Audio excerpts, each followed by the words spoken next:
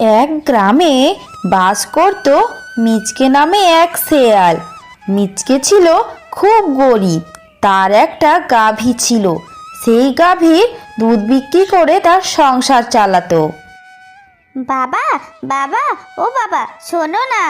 কি হয়েছে রে টুম্পা সোনা? বাবা, বাবা, তুমিও আমার সাথে রূপালীর পিঠে বসে যাও। হাম্বা, হাম্বা। তুমি কি আমাকে মারতে চাও নাকি টুম্পা? আমি কি তোমার বাবাকে পিঠে নিতে পারবো? আমি তো এখানেই মরে যাব। হাম্বা, হাম্বা, হাম্বা। রূপালি, তুই একটু সোজা হয়ে দাঁড়া, লাথি মারবি না। আমি একটু দুধ দুয়ে নি। ঠিক আছে মালিক। হাম্বা, হাম্বা।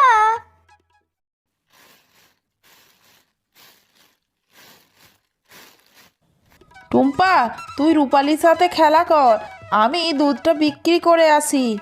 ঠিক আছে বাবা, তুমি যাও দুধ বিক্রি করতে, আমি রূপালীর সাথে খেলা করব।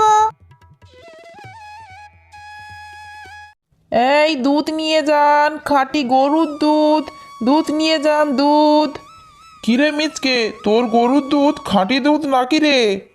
কিংকং দাদা, কিংকং দাদা, এই গরুর দুধ নিও না কিংকং দাদা। এই গরুর দুধে ভেজাল আছে, এই দুধে জল মেশায়। এই দুধে জল মেশাস? এই লালটু হলো মিচকের সৎ ভাই। লালটু, আমি কি দোষ করেছি রে ভাই? তুই কেন আমার পিছনে পড়ে আছিস? হা হা হা, তুই হলি আমার সৎ ভাই, তাই তোকে আমার সহ্য হয় না।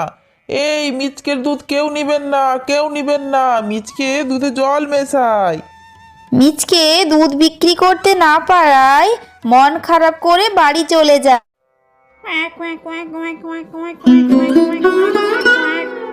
কি গো, আজকেও দুধ বিক্রি হয়নি? বাড়িতে যে চাল ডাল কিছুই নেই। তুমি বরং এই দুধটাই আজ রান্না করো। এই দুধটাই আজ আমরা কষ্ট করে খেয়ে নিব সবাই। সোহাগ চাঁদ বদনি ধরি নাচো তো দেখি, সোহাগ চাঁদ বদনি ধরি নাচো তো দেখি। এই বউ, কোথায় তুমি?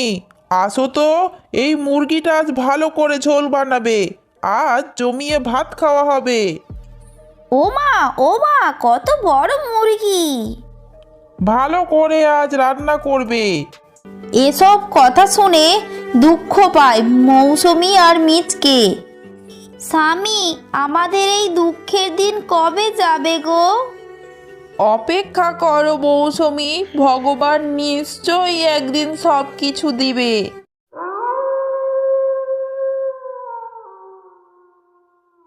টুম্পা, আজ এই দুধটাই খেয়ে নে মা। দুধ খাবো না মা, আমাকে ভাত দাও, আমার অনেক খিদে লেগেছে। টুম্পা মা, আজ দুধ খেয়েই রাত্রিটা পার কর মা। কাল সকালে চাল আনবো। বাবা, মা, তোমরা কোনো চিন্তা করো না, আমি আজ দুধ খেয়ে ঘুমিয়ে পড়বো।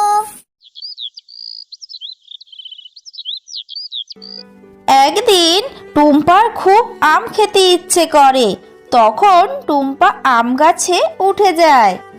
এই টুম্পা, তুই কেন আম গাছে উঠে আম পাড়ছিস? এই গাছটা আমাদের।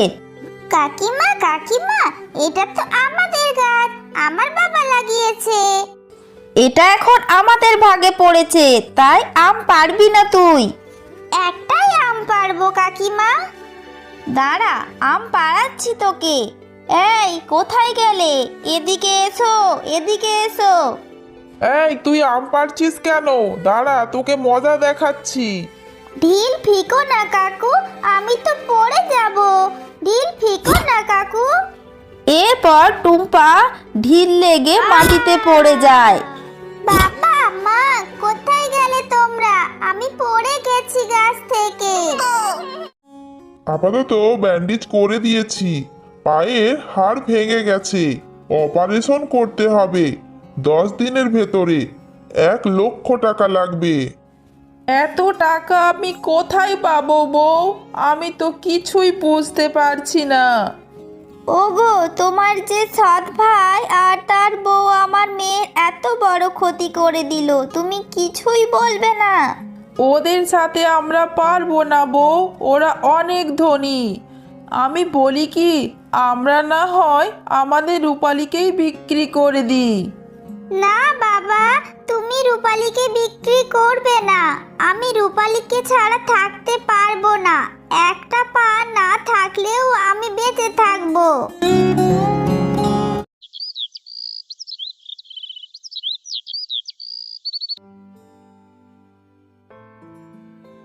টুম্পা, কি হয়েছে তোমার পায়ে? আমাকে আম গাছ থেকে কাকু ঢিল মেরে ফেলে দিয়েছে রূপালী।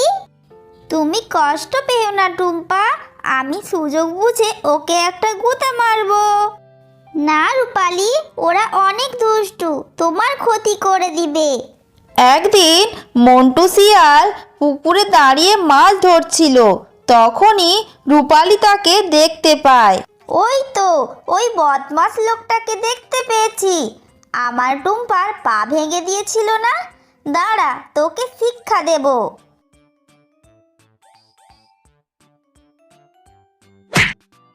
ওরে বাবারে, ওরে বাবারে, কে আমাকে গোতা মেরে ফেলে দিল রে? আশেপাশে তো কাউকে দেখছি না, কোনো ভূত টুত নাকি?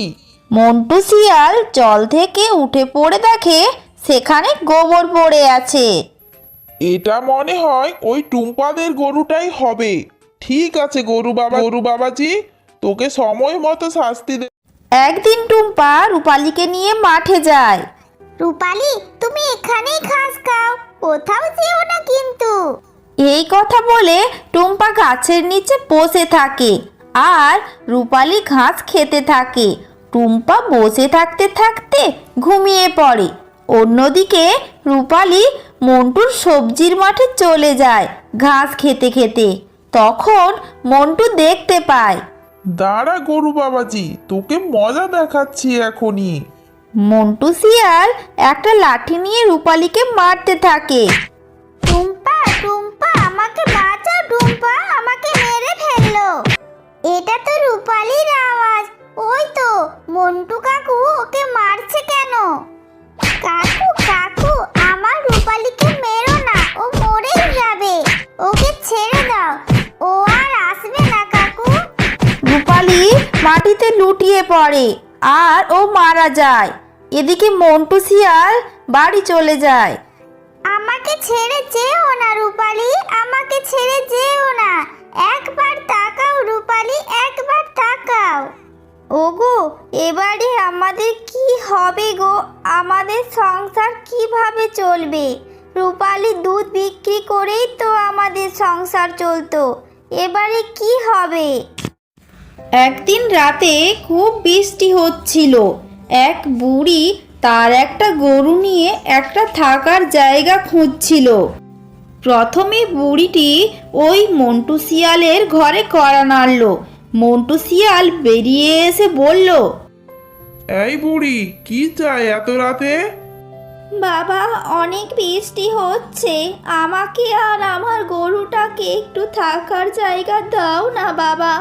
বৃষ্টিটা কমলেই আমি চলে যাব।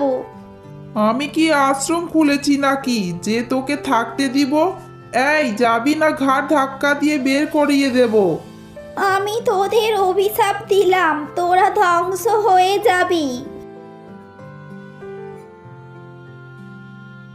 এরপর বুড়িটি ওই মিচকের দরজায় কড়া নাড়ল।